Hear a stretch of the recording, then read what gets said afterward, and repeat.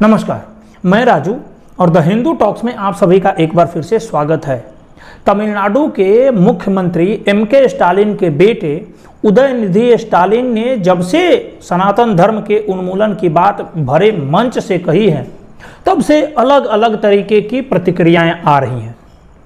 कांग्रेस के ही एक खेमा इस बयान के खिलाफ है और एक खेमा जिसमें खास करके कांग्रेस के जो लीडर मल्लिकार्जुन खड़गे हैं, उनके लड़के प्रियांक खड़गे, उन्होंने उनके बयानों को घुमा फिरा करके सपोर्ट करते हुए बातें कही हैं।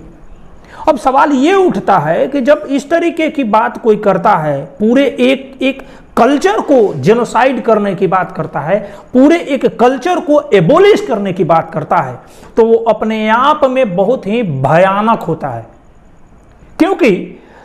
किसी एक विचारधारा को अपोज करना एक अलग बात है, किसी एक विचारधारा के खिलाफ में कुछ बातें कहनी अलग बात है, लेकिन सीधे सीधे एक कल्चर पर आघात करना, सीधे सीधे एक कल्चर को समाप्त करने की बात करना, और वो भी एक संवैधानिक पीठ पर बैठे हुए व्यक्ति के द्वारा, ये उतना ही खतरनाक है जितना इस्लामिस्टों का जो अपना जो थॉट प्रोसेस है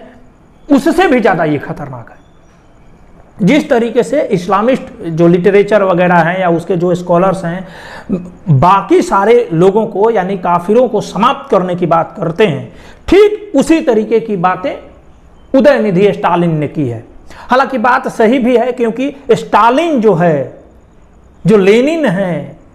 जो सी जिनपिंग हैं, जो माओ हैं, उनके लड़के तो सनातन को खत्म करने की ही बात करेंगे, इसमें तो कोई शक नहीं है। स्टालिन है तो बिल्कुल सनातन को खत्म करने की ही बात करेगा। अब सवाल ये उठता है कि इसको लेकर के अब एक बहुत लंबी चौड़ी चिट्ठी सुप्रीम कोर्ट के पास भेजी गई है, माननीय सुप्रीम कोर्ट के जज के पास। उनके नाम से 262 लोगों की, जो बहुत ही प्रोमिनेंट लोग हैं, उन्होंने एक चिट्ठी लिखी है कि उदयनिधि स्टालिन का जो बयान है वो अपने आप में संविधान की मूल भावना के खिलाफ है। निश्चित रूप से भारतीय संविधान के मूल भावना के खिलाफ है, क्योंकि भारतीय संविधान किसी भी तरीके से एक आइडियोलॉजी को, एक संस्कृति को समाप्त करने की बात स्वीकार नहीं करता है। और इसी को लेकर के 262 लोगों ने भारत के जो चीफ जस्टिस है, सुप्रीम कोर्ट के चीफ जस्टिस के पास चिट्ठी लिखी है। अब इसके लिस्ट में जब जाइएगा 262 लोगों में कौन कौन से लोग हैं, तो पूर्व जज हैं, सुप्रीम कोर्ट के पूर्व जज हैं, हाई कोर्ट के पूर्व जज हैं, बहुत सारे लोग जो बाहर विदेशों में डिप्लोमेट्स रह चुके हैं, विदेशों में बहुत अच्छी अच्छी जगह पर सेवाएं दे चुके हैं, और बहुत सारे प्रोमिनेंट लोग हैं। कुल मिलाकर के 262 लोगों ने ये काम किया है। और देखना यह है कि क्या इस मामले में, इस लेटर को लेकर के सुप्रीम कोर्ट के, माननीय सुप्रीम कोर्ट के चीफ जस्टिस और उनकी बेंच क्या स्वतः संज्ञान लेगी। हालांकि अब तो यह स्वतः नहीं हो गया, अब तो उनको एक लेटर भी भेजा जा चुका है, लेकिन लेटर भेजने के बाद भी क्या माननीय लोग इस पर,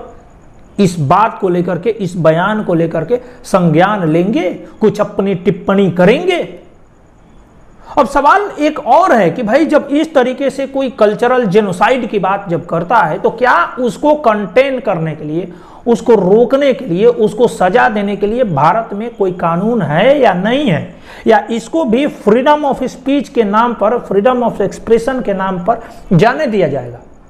तो इस हिसाब से किसी को गाली देना, किसी को मर्डर करने की धमकी देना, किसी के पूरे खानदान को समाप्त करने की धमकी देना भी एक तरीके से फ्रीडम ऑफ स्पीच होगा, है कि नहीं?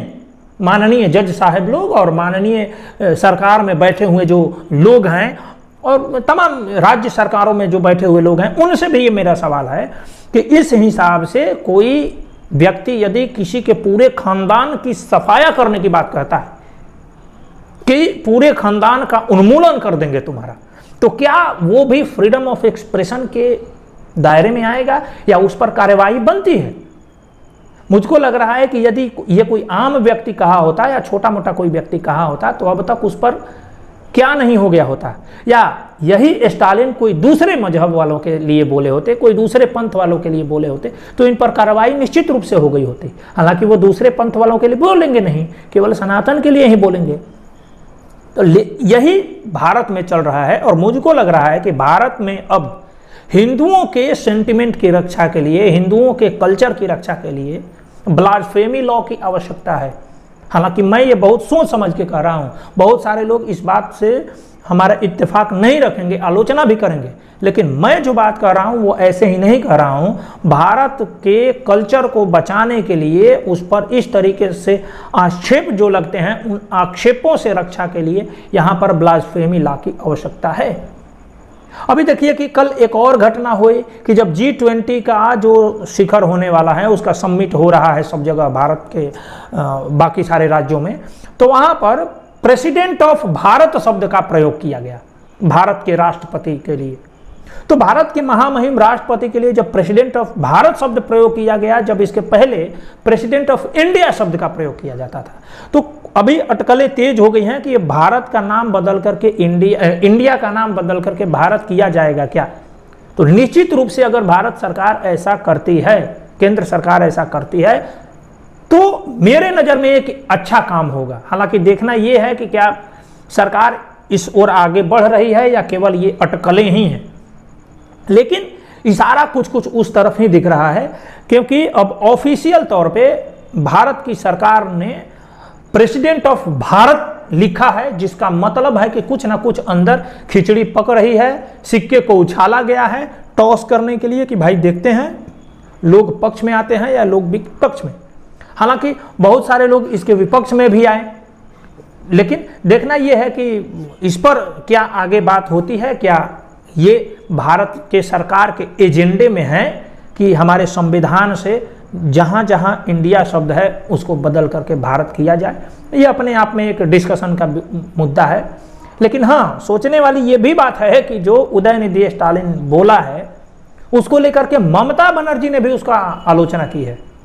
कांग्रेस के प्रमोद कृष्णन ने भी उनकी आलोचना की है, बहुत सारे लोग आलोचना कर रहे हैं। लेकिन आलोचना में भी एक डिफरेंस ये है कि नॉर्थ पार्ट वाले लोग आलोचना कर रहे हैं, लेकिन साउथ पार्ट वाले जो तथाकथित जो क्षेत्रीय पार्टियां हैं वो उनके साथ खड़ी हैं। इससे ये साबित होता है कि भारत के कल्चर के खिलाफ किस तरीके से साउथ में जहर उगला गया है पिछले दिनों, यहाँ के हिंदुओं के खिलाफ किस तरीके से जहर उगला गया है,